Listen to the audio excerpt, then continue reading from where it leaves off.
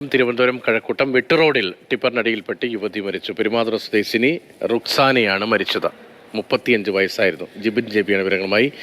ജിബിനി, വെട്ടുറോഡ് എന്ന് പറയുമ്പോൾ നമ്മുടെ കഴക്കൂട്ടം ജംഗ്ഷൻ കഴിഞ്ഞ് ടെക്നോ പാർക്കിൻ്റെ തിരക്കൊക്കെ കഴിഞ്ഞ് വെഞ്ഞാറമൂട്ടിലേക്കും ആറ്റിങ്ങിലേക്കും രണ്ടായി റോഡ് തിരിയുന്ന ഒരു ഭാഗമാണ്. വലിയ തിരക്കാണ് എപ്പോഴും. ഒന്നാമത് അവിടെ കാലങ്ങളായി റോഡ് പണിയാണ്. റോഡ് പണി തീർന്നൊരു സമയവും അവിടെ ഉണ്ടാകാറില്ല. ഈ അപകടം എങ്ങനെയാണ് ഉണ്ടായത്?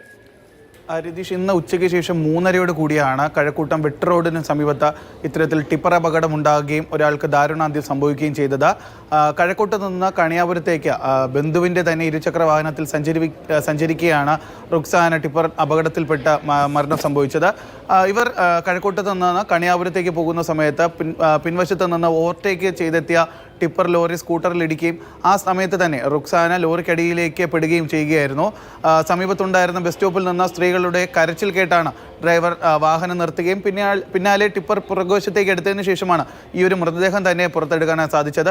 നമുക്കറിയാം, അതായത് ബൈപ്പാസിൻ്റെ പണികൾ നടക്കുന്നത് കഴിഞ്ഞ കുറച്ചല്ല കുറേ അധികം വർഷങ്ങളായി ഈ ഒരു റോഡ് എന്ന് പറയുമ്പോൾ ഏതെങ്കിലും ഒരു ഭാഗം, റോഡിൻ്റെ ഏതെങ്കിലും ഒരു ഭാഗം മാത്രമാണ് എപ്പോഴും സഞ്ചാരത്തിനായി തുറന്നു കൊടുക്കുന്നത്. മറ്റ് സൈഡിലെല്ലാം എപ്പോഴും പണികൾ നടക്കുന്ന ഒരു സ്ഥലം കൂടിയാണ്. അതുകൊണ്ട് തന്നെ ഈ വാഹനങ്ങളൊക്കെ തന്നെ തിങ്ങി നിറഞ്ഞാണ് ഈ ഒരു തുറന്നിട്ടിരിക്കുന്ന ഒരു വഴിയിൽ കൂടി പോകുന്നത്. ആ ഒരു സ്ഥലത്താണ് ഇപ്പോൾ അപകടവും സംഭവിച്ചിരിക്കുന്നത്. എന്തായാലും കഴിഞ്ഞ കുറച്ച് നാളുകളായി, ഏകദേശം 1.5 മാസത്തിന് മുമ്പാണ് തിരുവനന്തപുരം വിഴിഞ്ഞത്തും ഒരു യുവാവിന് ഇത്തരത്തിലൊരു ടിപ്പർ അപകടത്തിൽപ്പെട്ട് കരിങ്കല്ല് തലയിലേക്ക് പതിച്ച് ഒരു യുവാവിന് ദാരുണാന്ത്യം സംഭവിച്ചത്.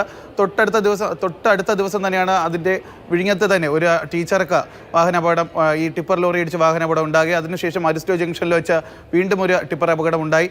ഇതിന് പിന്നാലെ കാട്ടാക്കടയിൽ വെച്ചും ഒരു യുവാവിന് ഇത്തരത്തിൽ ടിപ്പർ ലോറി ഇടിച്ച് അപകടം ഉണ്ടാകുകയും ചെയ്തു. അതിനുശേഷം വലിയ രീതിയിലുള്ള ടിപ്പർ ലോറികൾക്കൊക്കെ തന്നെ വലിയ രീതിയിലുള്ള നിയന്ത്രണമാണ് ഉണ്ടായിരുന്നത്. പക്ഷേ എന്തായിരുന്നാലും ഇപ്പോൾ ഈ ഒരു സമയത്ത് സ്കൂളൊക്കെ തന്നെ തുറക്കാത്ത ആ ഒരു സമയമായതിനാലായിരിക്കണം ടിപ്പർ ലോറിക്ക് ഈ ഒരു സമയത്ത് പുറത്തുകൂടി സഞ്ചരിക്കാനുള്ള അനുവാദമൊക്കെ തന്നെ ഉണ്ടായിരുന്നത്. എന്തായാലും ഇപ്പോൾ വീണ്ടും കഴിഞ്ഞ കുറച്ച് നാളുകൾക്ക് ശേഷം വീണ്ടും ഒരു ടിപ്പർ ലോറി ഇടിച്ച് ഒരു യുവതിക്ക് ദാരുണാന്ത്യം സംഭവിച്ചിരിക്കുകയാണ്.